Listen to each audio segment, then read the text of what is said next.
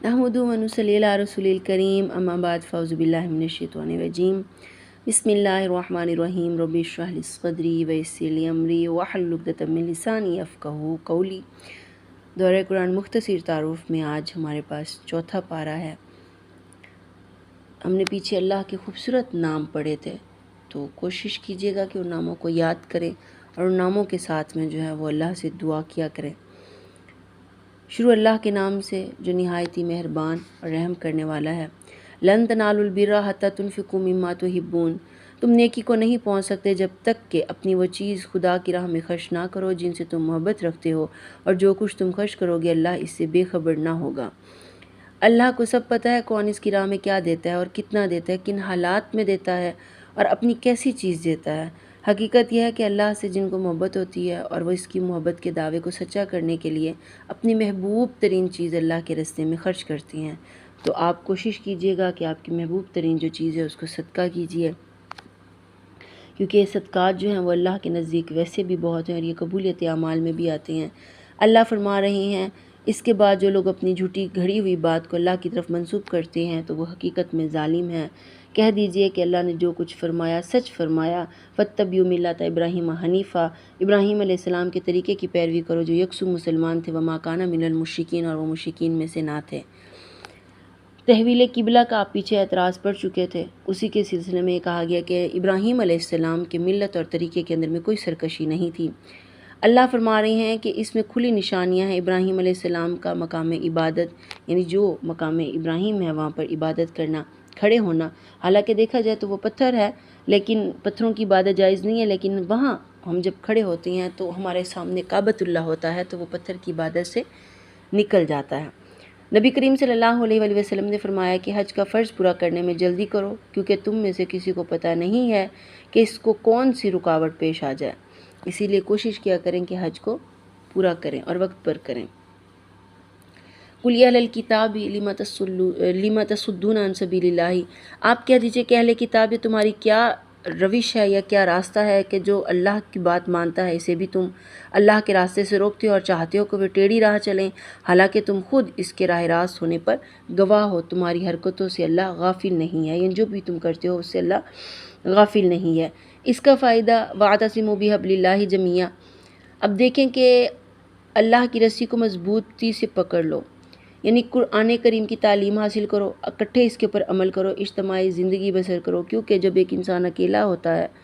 तो वो कहते हैं ना कि जैसे अकेला दरख्त हो तो वो आंधियों का मुकाबला नहीं कर सकता, बहुत सारे शजर हों तो वो फिर उसका मुकाबला कर सकते हैं। इसीलिए वातसिमू बिहब्लिल्लाहि जमीआ, कि अल्लाह की रस्सी को यानी दीन इस्लाम को मजबूती से पकड़ो और उसके अंदर में तुम ग्रोह न बन जाओ।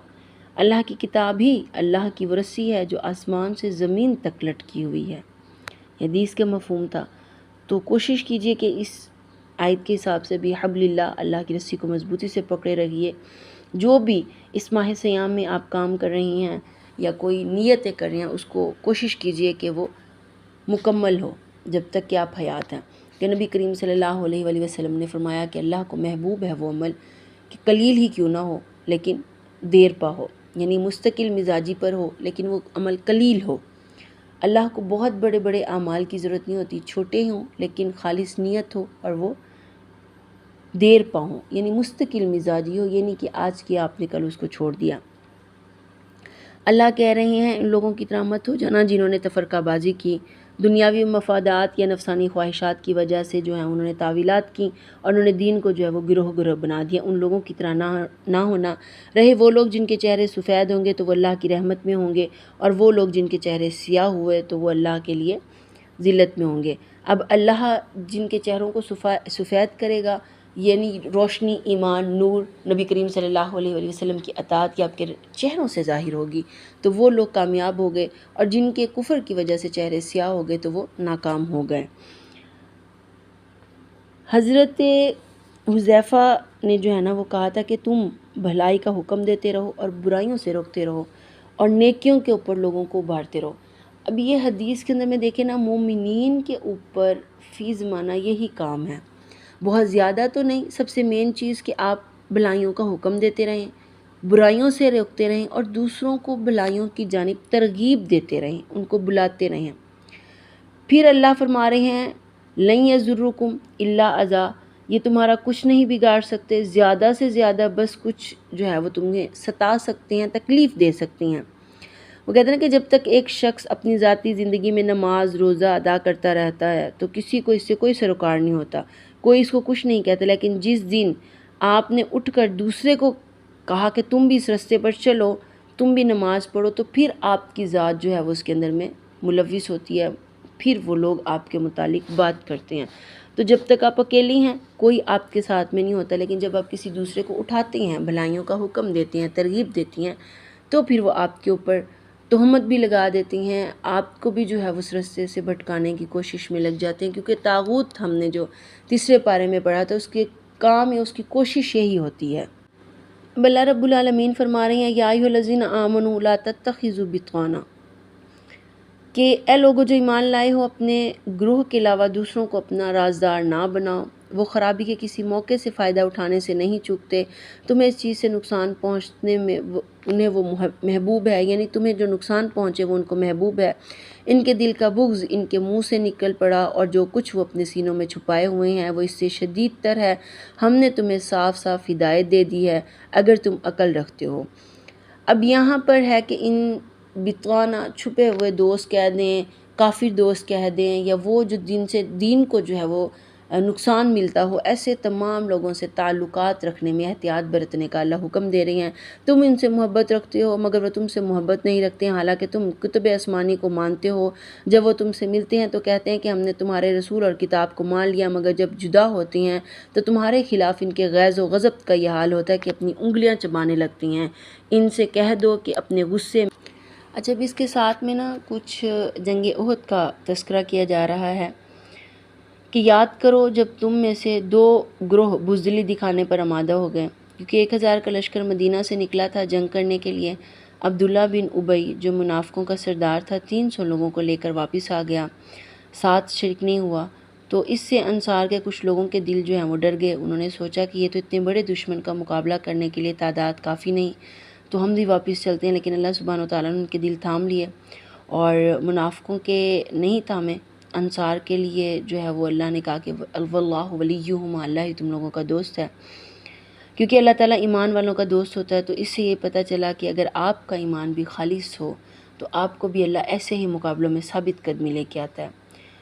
بہرکیف اللہ رب العالمین نے اس جنگ کے اندر میں مسلمانوں کو آزمایا بھی تھا۔ پھر اللہ اس سے پہلے والی جنگ یعنی جنگ بدر کا کچھ تذکرہ کر رہے ہیں، اگر آخر اس سے پہلے جنگ بدر میں اللہ تمہاری مدد کر چکا تھا، حالانکہ اس وقت تو تم بہت ہی کمزور تھے، لہٰذا تم کو چاہیے کہ اللہ کی ناشکری سے بچو، امید ہے کہ تم اب شکر گزار بنو گے۔ پھر اللہ رب العالمین فرما رہے ہیں کہ اے پیغمبر صلی اللہ علیہ وآلہ وسلم، فیصلے کے اختیارات میں تمہارا کوئی حصہ نہیں، اللہ کو اختیار ہے کہ چاہے تو انہیں معاف کر دے، چاہے تو انہیں سزا دے، کیونکہ وہ ظالم ہے۔ نبی کریم صلی اللہ علیہ وآلہ وسلم سے خطاب ہے کہ جب جنگ احد میں آپ کا ایک دان شہید ہو گیا تو اس وقت آپ نے یہ بات کہی کہ وہ قوم کیسے ہدایت پا سکتی ہے جو اپنے نبی کے ساتھ ایسا سلوک کرے، تو اس پر اللہ سبحانہ وتعالیٰ نے فرمایا کہ نہیں، کسی کو ہدایت دینا تو اللہ کا کام ہے۔ اگر آج کوئی شخص بڑے سے بڑا غلط کام کر رہا ہے لیکن وہ اللہ کی طرف پلٹتا ہے تو اللہ اپنی رحمت سے اسے سمیٹ لیتا ہے، تو اس لیے کہتے ہیں کہ کسی کے بھی بارے میں جو ہے وہ ججمنٹ نہیں کرنی چاہیے، اللہ چاہے تو اس کو کبھی بھی کسی بھی مقام پر پھیر کر اپنے رستے پر لا سکتا ہے۔ پھر اللہ فرما رہے ہیں کہ اللہ اور اس کے رسول کا حکم مان لو تو توقع ہے کہ تم پر رحم کیا جائے گا۔ پھر ہے وساریعوا، دوڑو، جلدی کرو، کس کے اندر میں؟ وساریعوا فی الخیرات، نیکیوں میں سبقت کرو، اپنی رب کی مغفرت میں جو ہے وہ اس کی طرف جلدی کرو، اور جنت کی طرف جس کی چوڑائی آسمان اور زمین کے برابر ہے، جو تقوی والوں کے لیے تیار کی گئی ہے، یعنی اگر تم اللہ کے لیے محبوب چیز خرچ کرو گے تو اللہ ناقدری نہیں کرے گا، بدلے میں تمہیں اتنی بڑی جنت اور اپنی بخشش عطا کرے گا۔ اور کون لوگ ہیں جو متقی کہلاتے ہیں؟ پرہیزگار۔ اچھا پرہیزگار یہ کہ ہر چیز سے بچنا، اللہ کی نافرمانیوں سے، اللہ کے خلاف جو لوگ ہیں وہ اگر کہیں پر بھی سرگرم ہیں، کام کر رہے ہیں، ان سے بھی دور رہنا، ان سے بھی بچنا۔ متقی کا مطلب ہوتا ہے پرہیزگاری اختیار کرنا۔ پھر اللہ رب العالمین مومنین کو ہمت دلا رہے ہیں وَلَا تَحِنُوا وَلَا تَحْزَنُوا، کہ دل شکستہ نہ ہو، غم نہ کرو، تم ہی غالب رہو گے اگر تم سچے مومن ہو، یعنی منافقت چھوڑ دو، ایمان کو کمزور کرنے والی جو چیزیں ہیں ان کو چھوڑ دو، تو ہی اللہ کی مدد جو ہے وہ تمہیں حاصل ہوگی، پھر اس کی طرف سے برکتیں اور اس کی طرف سے رحمتیں ہی رحمتیں تمہارے اوپر نازل ہوں گی۔ اس وقت اگر تمہیں چوٹ لگی ہے تو ایسی ہی چوٹ تمہارے مقابل فریق کو بھی لگ چکی، کیونکہ جنگ احد کے متعلق آتا ہے کہ پہلے فتح کے قریب تھے، پھر اس کے بعد جب وہ درے پر نبی کریم صلی اللہ علیہ وسلم کی نافرمانی کی گئی تھی، درے کو چھوڑا گیا تھا، تو اس کے بعد جو ہے وہ فتح شکست میں بدلی تھی، تو اللہ نے ان کو جو ہے وہ تسلی دی ہے کہ کوئی مسئلہ نہیں، اس سے پہلے تم بدر میں جو ہے وہ کافروں کو بہت زیادہ نقصان پہنچا چکے تھے۔ پھر اس کے اندر میں ایک دعا ہے، ربنا اغفر لنا ذنوبنا واسرافنا فی امرنا وثبت اقدامنا وانصرنا علی القوم الکافرین۔ بس یہی دعا ہوتی ہے کہ اے ہمارے رب، ہماری غلطیوں اور کوتاہیوں پر ہمیں معاف کر دے، اس سے درگزر فرما، ہمارے کام میں تیرے حضور جو کچھ تجاوز ہو گیا اسے معاف کر دے، اور ہمارے قدم جو ہے وہ جما دے، کافروں کے مقابلے میں ہماری مدد فرما۔ آخر کار اللہ نے ان کو دنیا کا ثواب بھی دیا اور اس سے بہتر ثواب آخرت بھی عطا کیا۔ اللہ کو ایسے ہی نیک لوگ جو ہیں وہ پسند ہیں۔ اے لوگو جو ایمان لائے ہو، اگر تم ان کے اشاروں پر چلو گے جنہوں نے کفر کی راہ اختیار کی تو وہ تم کو الٹا پھیر لے جائیں گے، یعنی تمہیں ہر حال میں ایمان کے اوپر ہی قائم رہنے کے لیے اللہ کی اطاعت کرنی ہے، اور اگر ہم اطاعت اللہ کی طرف نہیں جاتے ہیں تو دنیاوی لحاظ پر ہمیں بہت سارے مسائل کا بھی شکار ہونا پڑتا ہے، اور سب سے مین چیز یہ ہے کہ اللہ کی اطاعت کے بغیر اگر ہم زندگی بسر کرتے ہیں تو ایسی زندگی کے متعلق یہ ہے کہ وہ کوئی فائدہ نہیں دیتی۔ دنیا کے اندر میں غرق، اس کو متاع الغرور کہا گیا ہے، دھوکے کا سامان ہے، اور یہ تو بالکل ہی قلیل ہے، متاع القلیل۔ دنیا کی زندگی تو ہے ہی قلیل، آخرت جو ہے وہ بہتر ہے، تو اس لیے انسان کو کوشش کرنی چاہیے کہ وہ کفر کی راہ اختیار کرنے سے محفوظ رہے۔ اللہ فرما رہے ہیں، جن لوگوں نے زخم کھانے کے بعد بھی اللہ اور اس کے رسولوں کی بات پر لبیک کہا، ان میں جو شخص نیکوکار اور پرہیزگار ہے ان کے لیے بہت بڑا اجر ہے۔ آخر کار وہ اللہ تعالیٰ کی نعمت اور فضل کے ساتھ پلٹ آئے، ان کو کسی بھی قسم کا کوئی ضرر بھی نہ پہنچا، اور اللہ کی رضا پر چلنے کا شرف بھی حاصل ہو گیا۔ اللہ بڑا فضل فرمانے والا ہے۔ اب تمہیں معلوم ہو گیا کہ وہ شیطان تھا جو تمہیں اپنے دوستوں سے خواہ مخواہ ڈراتا تھا، لہٰذا تم آئندہ انسانوں سے نہ ڈرنا بلکہ مجھ ہی سے ڈرنا اگر تم حقیقت میں صاحب ایمان ہو۔ اے محمد صلی اللہ علیہ وآلہ وسلم، آج کفر کی راہ میں لوگ بڑی دوڑ دھوپ کر رہے ہیں، ان کی سرگرمی تمہیں آرزو نہ کرے، آزردہ نہ کرے، افسردہ نہ کرے، یا یہ اللہ کا کچھ بھی نہیں بگاڑ سکیں گے۔ اللہ کا ارادہ یہ ہے کہ ان کے لیے آخرت میں کوئی حصہ نہ رکھے، اور بالآخر ان کو سخت سزا ملنے والی ہے۔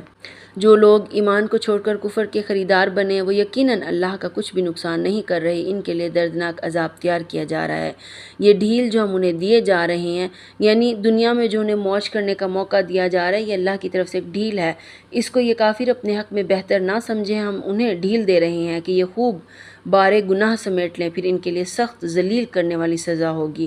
اللہ مومنوں کو ہرگز اس حال میں رہنے نہیں دے گا جس میں تم اس وقت پائے جاتے ہو، وہ پاک لوگوں کو ناپاک لوگوں سے الگ کر کے رہے گا، مگر اللہ کا یہ طریقہ نہیں ہے کہ تم کو غیب پر اطلاع کر دے۔ غیب کی باتیں بتانے کے لیے تو وہ اپنے رسولوں میں سے جس کو چاہتا ہے منتخب کر لیتا ہے، لہٰذا امور غیب کے بارے میں اللہ اور اس کے رسول پر ایمان رکھو۔ تمہیں ایمان اور خدا ترسی کی روش پر چلو گے تو تم کو بہت ہی بڑا اجر ملے گا۔ آخر کار ہر شخص کو مرنا ہے، تم سب اپنے پورے اجر قیامت کے دن پانے والے ہو۔ کلو نفس ذائقۃ الموت، ہر شخص کو موت کا مزہ چکھنا ہے، یعنی ہر شخص کو موت کا مزہ چکھنا ہے، کوئی ذی روح بھی موت سے بچنے والی نہیں، اس سے وادی سے گزر کر جانا ہے، اس سے آگے جو ہے مناظر ان کو بھی اس نے طے کرنا ہے، اور یہ آگے جانے کے لیے ایک رستہ ہے۔ نبی کریم صلی اللہ علیہ وآلہ وسلم پر جب موت کی شدت طاری ہوئی جو آپ صلی اللہ علیہ وآلہ وسلم پا رہے تھے اس وقت میں، تو سیدہ فاطمہ رضی اللہ تعالی عنہ آپ کے اس کیفیت کو دیکھ کر کہنے لگیں، ہائے تکلیف۔ آپ صلی اللہ علیہ وآلہ وسلم نے فرمایا، اے میری پیاری بیٹی، تمہارے باپ پر جو کیفیت طاری ہو رہی ہے، قیامت تک آنے والے کسی انسان سے اللہ اسے معاف کرنے والا نہیں، یعنی یہ نبیوں کو بھی آتی ہے، تو ہر مرنے والا اس تکلیف سے جو ہے وہ گزرتا ہے۔ آپ صلی اللہ علیہ وآلہ وسلم نے فرمایا، ابن آدم کی مثال کو اس طرح پیش کیا گیا ہے کہ اس کے آس پاس 99 موتیں، یعنی 99 حادثات اور موتیں ہیں، اگر وہ مصیبتیں اسے نہیں پہنچتی تو وہ بڑھاپے کا شکار ہو جاتا ہے، یہاں تک کہ وہ مر جاتا ہے۔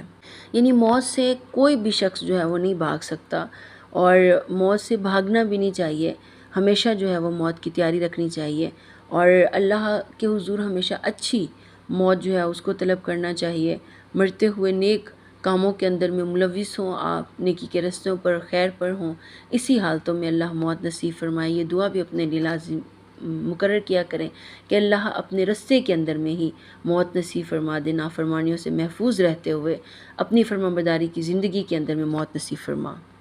سورہ آل عمران کی آخری دو جو آیات آ رہی ہیں یا جو رکوع ہے اس کا، اب آخری دو آیات باقرہ کی فضیلت پڑھ چکے تھے،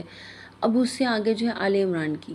باقرہ کے متعلق تو یہ ہے کہ آپ صلی اللہ علیہ وسلم رات کو اس کو پڑھتے تھے، اور آل عمران کا جو آخری رکوع ہے، کیونکہ یہاں سے جو ہے نا انا فی خلق السماوات سے رکوع اس کا سٹارٹ ہو رہا ہے، تو وہ اللہ کے نبی کریم صلی اللہ علیہ وآلہ وسلم کا یہ معمول تھا کہ وہ اس کو تہجد میں کھڑے ہو کر جو ہے وہ پڑھتے تھے، اور یہ شکر گزاری کے لیے تھا کہ میں اللہ کا شکر گزار بندہ بنوں۔ تو کچھ آیات جو ہیں وہ کہتے ہیں کہ میرے اوپر نازل ہوئیں جس کو پڑھنے کے ساتھ میں ہے ان کو غور و فکر بھی کروں۔ تو ان میں سب سے یہ ہے کہ زمین و آسمان کی پیدائش میں اور رات اور دن کے باری باری آنے سے، یعنی ہوش مندوں کے لیے بہت سی اس میں نشانیاں ہیں، جو اٹھتے بیٹھتے لیٹتے ہر حال میں اللہ کو یاد کرتے ہیں اور آسمان اور زمین کی ساخت میں غور و فکر کرتے ہیں،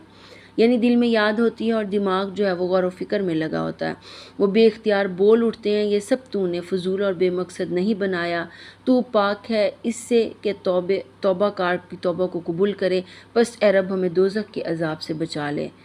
تو نے جسے دوزخ میں ڈالا اسے در حقیقت بڑی ذلت اور رسوائی میں ڈال دیا، پھر ایسے ظالموں کا کوئی بھی مددگار نہ ہوگا۔ مالک، ہم نے ایک پکارنے والے کو سنا جو ایمان کی طرف بلاتا تھا اور کہتا تھا کہ اپنے رب کو مانو، ہم نے اس کی دعوت قبول کر لی، پس اے ہمارے رب جو قصور ہم سے ہوئے ہیں ان سے درگزر فرما، جو برائیاں ہم میں سے ہیں ان کو دور کر دے، اور ہمارا خاتمہ نیک لوگوں کے ساتھ فرما، آمین۔ یا رب جو وعدے تو نے اپنے رسولوں کے ذریعے ہم سے کیے ان کو ہمارے ساتھ پورا کر، اور قیامت کے دن ہم کو رسوائی میں نہ ڈال، بے شک تو اپنے وعدے کے خلاف کرنے والا نہیں ہے۔ جواب میں ان کے رب نے فرمایا، میں تم میں سے کسی کا عمل ضائع کرنے والا نہیں، تم مرد ہو یا عورت، تم سب ایک دوسرے کے ہم جنس ہو، لہٰذا میری خاطر جنہوں نے اپنے وطن چھوڑے، میری راہ میں اپنے گھروں سے نکالے گئے، ستائے گئے اور میرے لیے لڑے اور مارے گئے، ان کے سب قصور بھی معاف کر دوں گا، اور ان کو ایسے باغوں میں داخل کروں گا جن کے نیچے نہریں بہتی ہوں گی، یہ ان کی جزا ہے اللہ کے ہاں، اور بہترین جزا اللہ ہی کے پاس ہے۔ پھر اسی کے ساتھ ہے لا یغرنک، کہ اے نبی دنیا کے ملکوں میں خدا کے نافرمان لوگوں کے ساتھ چلنا پھرنا تمہیں کسی دھوکے میں نہ ڈالے، یہ محض چند روزہ زندگی کا تھوڑا سا لطف ہے، یعنی پوری زندگی بھی انسان اگر انجوائے کرے، اسے کوئی تکلیف نہ پہنچے، تو آخرت کے مقابلے میں اس کی کوئی حقیقت نہیں ہے، آخرت میں اس کو تکالیف جو ہے وہ لازماً آئیں گی۔ نبی کریم صلی اللہ علیہ وآلہ وسلم نے فرمایا، قیامت کے دن جہنم والوں میں سے اس آدمی کو لایا جائے گا جو اہل دنیا میں سے بہت نعمتوں والا تھا، اس کو جہنم میں ایک غوطہ دیا جائے گا، پھر اس سے کہا جائے گا، اے ابن آدم، کیا تو نے کبھی کوئی بھلائی بھی دیکھی تھی؟ کیا تجھے کوئی نعمت بھی ملی تھی؟ وہ کہے گا، اے میرے رب اللہ کی قسم نہیں۔ پھر اللہ فرما رہے ہیں، اے لوگو جو ایمان لائے ہو صبر سے کام لو اور ایک دوسرے کو صبر کی تلقین کرو، مقابلے پر صبر کرو اور حق کی خدمت کے لیے کمر بستہ رہو، ایک دوسرے سے رابطے میں رہو اور اللہ سے ڈرتے رہو، امید ہے کہ فلاح پا جاؤ گے۔ تو یہاں دیکھیں کہ ہمیں تلقین کیا کی گئی ہے کہ صبر سے کام لیں، اور صرف خود صبر نہیں کریں، دوسروں کو بھی صبر کرنے کو کہیں، اور کوئی اچھا صبر کر رہا ہو تو اس سے اچھا بڑھ کر صبر کرنے کی کوشش کریں، پھر دین کی خدمت کے لیے حفاظت کے لیے ہمیشہ چوکس رہیں، اور اسی طرح رشتے ناتوں کا بھی آپس میں اپنی دوستوں کا تعلقات کا رحم کا جو ہے وہ خیال رکھیں، اختلافات سے کچھ بھی حاصل نہیں ہوتا تو اختلافات سے گریز کریں، اور اسلامی سرحدوں کی حفاظت کے لیے جو ہے وہ کام وہ کریں، پھر اسی کے ساتھ اللہ ہماری زندگیوں کو جو ہے وہ محفوظ کر سکیں گا۔ سورہ نساء ہے، یا ایھا الناس اتقوا، اے لوگو اپنے رب سے ڈرو جس نے تم کو ایک جان سے پیدا کیا اور اسی جان سے اس کا جوڑا بنایا، اس میں سے بہت سے مرد عورت دنیا میں پھیلا دیے، اس رب سے ڈرو جس کا واسطہ دے کر تم ایک دوسرے سے اپنے حق مانگتے اور رشتے دار اور قرابت کے تعلقات بگاڑنے سے پرہیز کرو، یقین جانو کہ اللہ تم پر نگرانی کر رہا ہے۔ نبی کریم صلی اللہ علیہ وآلہ وسلم نے فرمایا، جب کوئی رشتہ دار اپنے کسی قرابت دار کے پاس جا کر ایسی زائد چیز کا سوال کرتا ہے جو اللہ نے صرف اس کو عطا کی ہوتی ہے لیکن وہ اس پر کنجوسی کرتا ہے، تو ایسے آدمی کے لیے روز قیامت جہنم سے سانپ نکالا جائے گا جو اپنی زبان نکالے ہوئے ہوگا اور جسے شجاع کہتے ہیں، اسے ایسے آدمی ایسے آدمی کا توق بنا دیا جائے گا۔ اس لیے جو بھی قرابت دار اگر کوئی سوال کر رہا ہے تو اس کو لازم ہے کہ وہ اپنی محبوب چیزیں بھی ہوں تو وہ اللہ کی رضا کے لیے ان قرابت داروں میں خرچ کر دیں۔ یتیموں کے مال آپس میں نہ ملاؤ، اچھے مال کو برے مال سے بدل نہ دو، اور ان کے مال اپنے مال کے ساتھ ملا کر نہ کھاؤ، یہ بہت ہی بڑا گناہ ہے۔ اگر تم یتیموں کے ساتھ بے انصافی کرنے سے ڈرتے ہو، جو عورتیں تم کو پسند آئیں ان میں سے 2 2 3 3 4 4 سے نکاح کر لو۔ یہ اجازت دی گئی ہے، حکم نہیں ہے، اجازت ہے، اور اس کو آپ صرف رخصت بھی کہہ سکتے ہیں کہ جب اس معاشرے کے اندر بہت سی خواتین جو ہیں وہ بیوہ ہو گئیں تو تمہیں اندیشہ ہو ان کی کفالتوں کے حوالے سے، تو یہ بھی تمہیں اندیشہ ہو کہ ان میں عدل نہیں کر سکو گے تو ایک ہی سے نکاح کر لو۔ اگر عدل کر سکو تو تم چاہو 2 2 3 3 4 4 سے بھی نکاح کر سکتے ہو، کیونکہ معاشرے کے اندر میں خواتین کا جو ہے وہ بہت زیادہ جہاں جاتا ہے، بیوہ بھی ہیں، ان میں کچھ متعلقہ بھی ہیں، تو اللہ فرما رہے ہیں کہ تم چاہو استطاعت رکھتے ہو تو 2 2 3 3 4 4 سے بھی نکاح کر سکتے ہو، لیکن شرط یہی ہے کہ مہر ادا کیا جائے خوش دلی کے ساتھ میں، اور اس کے ساتھ میں یہ کہ گھر بسانا مقصود ہو، اور دوسرا یہ نہیں کہ آپ نے صرف نکاح کیا اور دوسری کو جو ہے وہ لٹکتا ہوا چھوڑ دیا۔ یہ والے معاملات سے بھی جو ہے انسان کو بچنا چاہیے۔ میمون کردی اپنے والد سے روایت کرتے ہیں کہ انہوں نے کہا، میں نے رسول اللہ صلی اللہ علیہ وآلہ وسلم کو فرماتے ہوئے سنا کہ جس شخص نے تھوڑے یا زیادہ مہر پر عورت سے شادی کی اور اس کے دل میں نیت نہیں کہ وہ اس کو حق یعنی اس کے حق مہر کو ادا کرے گا تو اس نے اسے دھوکہ دیا، پھر اگر وہ مر گیا اور اس نے اس کا حق ادا نہیں کیا تو قیامت کے دن اللہ سے اس حال میں ملاقات کرے گا کہ وہ زانی ہوگا۔ یعنی کہ بیوی کو مہر نہ دینا بہت بڑا جرم ہے، اور اس کے ساتھ میں دیکھیں کہ جو موجودہ دور کے اندر میں شادیاں وہ عیاشی کے لیے اور مہر میں جو ہے وہ اتنی توجہ نہیں دی جاتی، تو مہر جو ہے وہ لازم ہے۔ اسلام کے اندر میں، شریعت کے اندر میں مہر کے بغیر عورت سے جو نکاح ہے وہ جرم قرار دیا گیا، گناہ ہے یہ۔ پھر اللہ کہہ رہے ہیں یوصیکم اللہ فی اولادکم، اللہ تمہیں تمہاری اولادوں کے بارے میں وصیت کرتا ہے کہ مرد کا حصہ 2 عورتوں کے برابر ہے۔ وراثت کی بات ہو رہی ہے، وہ زیادہ مرد کو کیوں رکھا گیا؟ کیونکہ مرد جو ہے وہ حاکم بھی ہے، قوام ہے، ذمہ داریاں سب سے زیادہ اس کے اوپر آتی ہیں، مہر بھی ادا کرتا ہے، پھر شادی کے بعد جو ہے وہ بیوی کا نان نفقہ بھی پورا کرتا ہے، پھر ساری جو ذمہ داریاں ہیں، ساری زندگی وہ ایک مرد کے اوپر آتی ہے۔ تو انصاف کا تقاضا یہ ہے کہ عورتوں کی نسبت مرد جو ہے وہ زیادہ خرچ کرتا ہے، تو اسی لیے اللہ نے اس کا حصہ یا اس کا جو حق ہے وہ زیادہ رکھا ہے۔ پھر آگے وراثت کے احکامات کے بعد میں ہے کہ سعد بن مالک فرماتے ہیں رسول اللہ صلی اللہ علیہ وآلہ وسلم میری بیمار پرسی کے لیے تشریف لائے، پس آپ نے فرمایا کیا تم نے وصیت کر دی ہے؟ میں نے عرض کیا ہاں۔ فرمایا کتنے مال کی؟ میں نے کہا اللہ کی راہ میں پورے مال کی۔ فرمایا اپنی اولاد کے لیے کیا چھوڑا؟ میں نے عرض کیا وہ سب مالدار ہیں۔ آپ صلی اللہ علیہ وآلہ وسلم نے فرمایا 1/3 مال کی وصیت کرو اور 1/3 حصہ بھی بہت ہے، یعنی آپ صرف 1/3 کی جو ہے وہ وصیت کر سکتے ہیں، اور باقی جتنا بھی مال ہے وہ آپ کی اولادوں میں تقسیم ہوگا، خواہ کہ وہ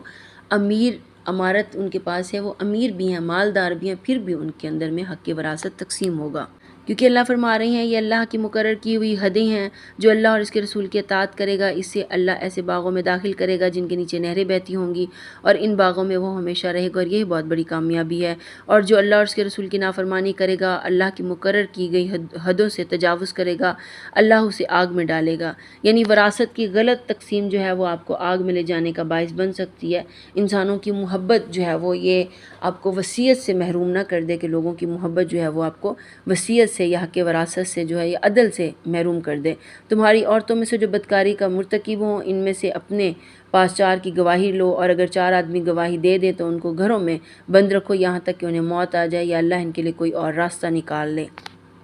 نبی کریم صلی اللہ علیہ وآلہ وسلم نے فرمایا کوئی مرد کسی دوسرے مرد کی پردے کی چیز نہ دیکھے، اور نہ کوئی عورت کسی دوسرے عورت کی پردے کی چیز دیکھے، نہ کوئی مرد کسی دوسرے مرد کے ساتھ ایک کپڑے میں جسم کے ساتھ جسم ملا کر لیٹے، اور نہ کوئی عورت دوسری عورت کے ساتھ ایک کپڑے میں جسم کے ساتھ جسم ملا کر لیٹے۔ یہ جرم کا ارتکاب کرنے والے کام ہیں، گناہ کبیرہ کے اندر میں ہیں، اور اس چیز کو حرام قرار دیا گیا۔ یعنی عورتیں بھی جو ہیں وہ ایک کپڑے میں لپٹ کر نہیں سو سکتی۔ ہاں یہ جان لو کہ اللہ کی توبہ کی قبولیت کا حق انہی لوگوں کے لیے ہے جو نادانی کی وجہ سے کوئی برا عمل کر گزرتی ہیں اور اس کے بعد جلد ہی توبہ کر لیتی ہیں۔ ایسے لوگوں پر اللہ اپنی نظر عنایت سے پھر متوجہ ہو جاتا ہے، اور اللہ ساری باتوں کی خبر رکھنے والا اور حکیم اور دانا ہے۔ اے لوگو جو ایمان لائے ہو، تمہارے لیے حلال نہیں کہ تم زبردستی عورتوں کے وارث بن بیٹھو۔ یہاں ان عورتوں کی بات ہو رہی ہے جن کے شوہر وفات پا جائیں اور تم زبردستی ان شوہروں کے قابض بن جاؤ، یعنی ان کو جو ہے وہ قبضے میں کر لو یا کہیں اور شادی ان کی ہونے ہی نہ دو۔ تو یہ طریقہ حلال نہیں ہے، یہ تنگ کرنے کا طریقہ ہے اور یہ درست نہیں ہے، اور ایسی کوششوں سے دور رہنا چاہیے۔ سورت کے آخر میں، پارے کے آخر میں جو ہے وہ ایک حکم آیا ہے، وہ یہ آیا ہے کہ جن عورتوں سے تم نکاح کر چکے ہو اور تم ان کو بدلنا چاہتے ہو، یعنی ایک بیوی کی جگہ دوسری لانا چاہتے ہو اور اس عورت کو طلاق دینا چاہتے ہو، اسے علیحدگی اختیار کرنا چاہتے ہو، تو ان سے حق مہر واپس نہ لو، کیونکہ اللہ فرما رہے تم ان سے کیسے حق مہر واپس لے سکتے ہو جبکہ تم نے ان سے لطف حاصل کیا، تم ان سے لطف اندوز ہوئے ہو۔ تو یہ حکم ہے کہ اگر آپ نے کسی عورت کو طلاق دینی ہے تو جو بھی اس کا مہر ہے اس کے لیے آپ نے تحائف وغیرہ دیے ہوئے ہیں وہ ان سے واپس مطالبہ نہیں کر سکتے، کیونکہ وہ عورت جو ہے وہ آپ کے ساتھ میں زندگی بسر کر چکی ہے، جتنے بھی ایام، جتنے بھی مدت ہے وہ آپ کے ساتھ زندگی بسر کر چکی ہے۔ تو اللہ فرما رہے ہیں تم کیسے ان عورتوں سے جبراً جو ہے وہ ان کے مہر واپس کر سکتے ہو۔ تو یہ اس پاروں کے اندر میں بالخصوص عورتوں کے متعلق تھا۔ سب سے پہلی چیز یہ دیکھیں کہ اگر آپ نے نکاح کرنا ہے تو عدل،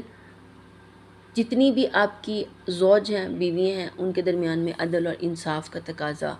پھر اسی کے ساتھ سورہ آل عمران کا آخری جو رکوع ہے اس کو بھی کوشش کیجیے گا کہ جیسے ماہ سیام ہے، تہجد کے لیے انشاءاللہ العزیز سارے ہی اٹھتے ہیں اور اٹھیں گے بھی صحیح، کوشش کیجیے گا کہ اس کی تلاوت بھی فرمائی جائے، کیونکہ یہ سنت نبوی بھی ہے صلی اللہ علیہ وآلہ وسلم۔ باقی مہر کے متعلق جتنے بھی احکامات ہیں اللہ ان کو بھی ادائیگی کے ساتھ میں مکمل کرنے کی توفیق عطا فرمائے۔ وآخر دعوانا ان الحمدللہ رب العالمین، سبحانک اللہم و بحمدک، اشہد لا الہ الا انت، استغفرک و اتوب الیک۔